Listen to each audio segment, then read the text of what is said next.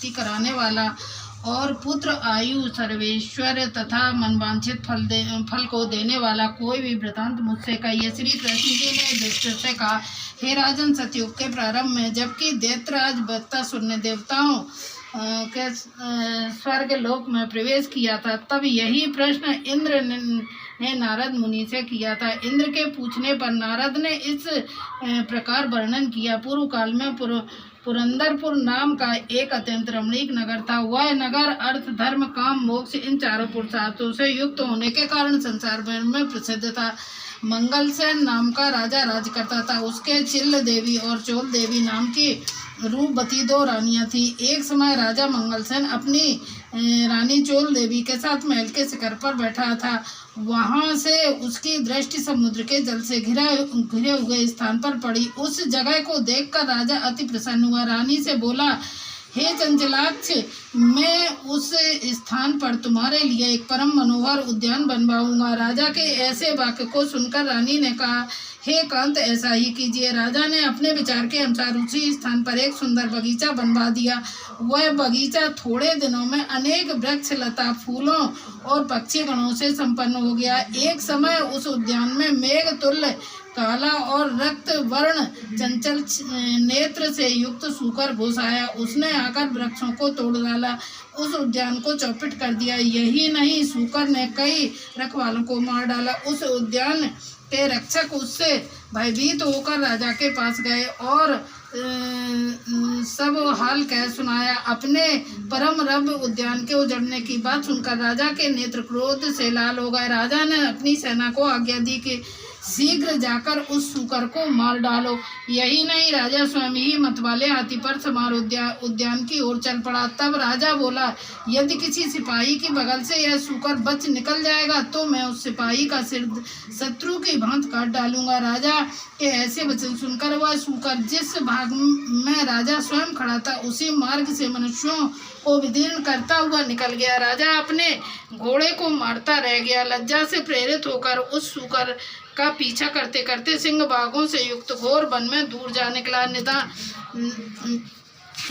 निदान सूकर से मुठभेड़ हुई और राजा ने अपने बाण से उसे भेद दिया। बाण लगते ही सूकर अपने अधम शरीर को छोड़कर दिव्य गंधर्व रूप में आ गया और विमान पर चढ़कर स्वर्ग को जाने लगा। गंधर्व ने राजा से कहा, हे महीपाल, आपने सूकर योनि से मुझे छुड़ाया, सो बड़ी कृपा की।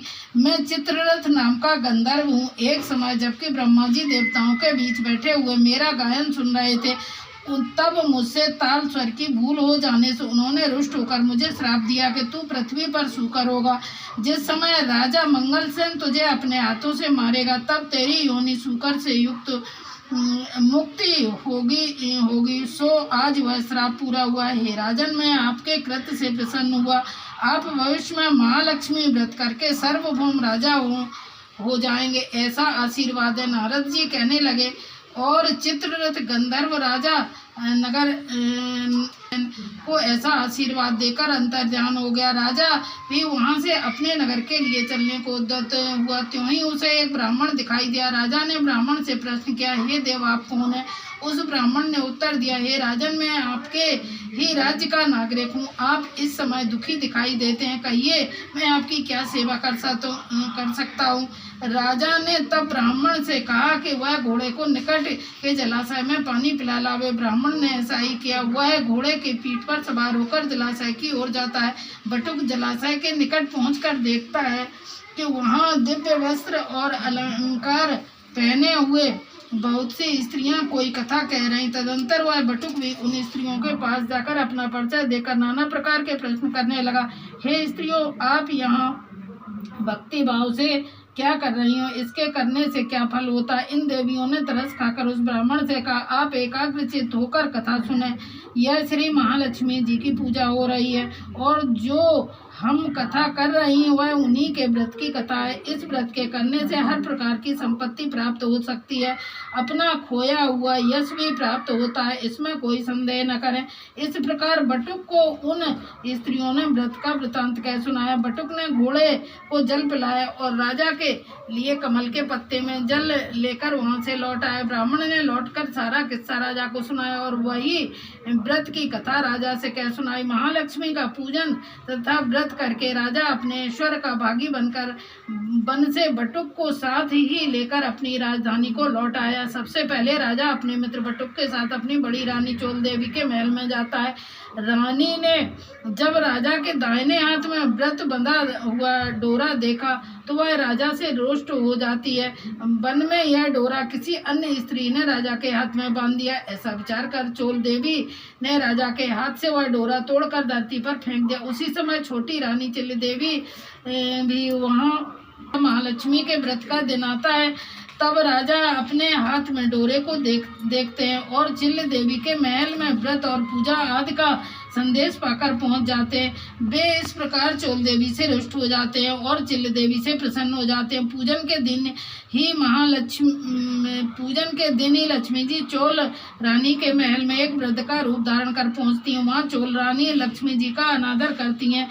तब अप्रसन्न होकर लक्ष्मी जी चोल रानी को श्राप देती हैं कि जा तेरा मुख सूकरी जैसा हो जाएगा, तब तू अंगरा ऋषि के आश्रम में जाएगी, तब वहाँ के कृत्य से तू अपना स्वरूप पाएगी। इसके बाद चिल रानी के महल में गई। वहाँ रानी से लक्ष्मी जी ने चिल रानी से कहा, हे रानी, मैं तेरे पूजन तथा आदर सत्कार से खुश हूँ, तू वर मांग। तब चिल रानी ने प्रार्थना करते हुए कहा, हे देवी, जो तुम्हारे इस व्रत को करे उसके घर में तुम सदा निवास किया करो।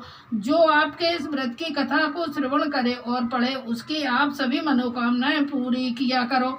मैं आपसे यही वरदान चाहती हूँ। लक्ष्मी जी चिल रानी को वरदान देकर अंतर ध्यान हो जाती हैं।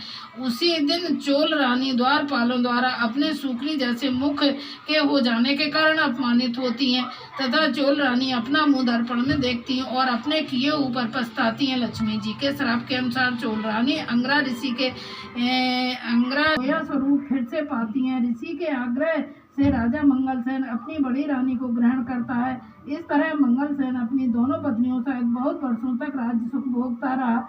वह अपने समय का चक्रवर्ती राजा माने जाने लगा।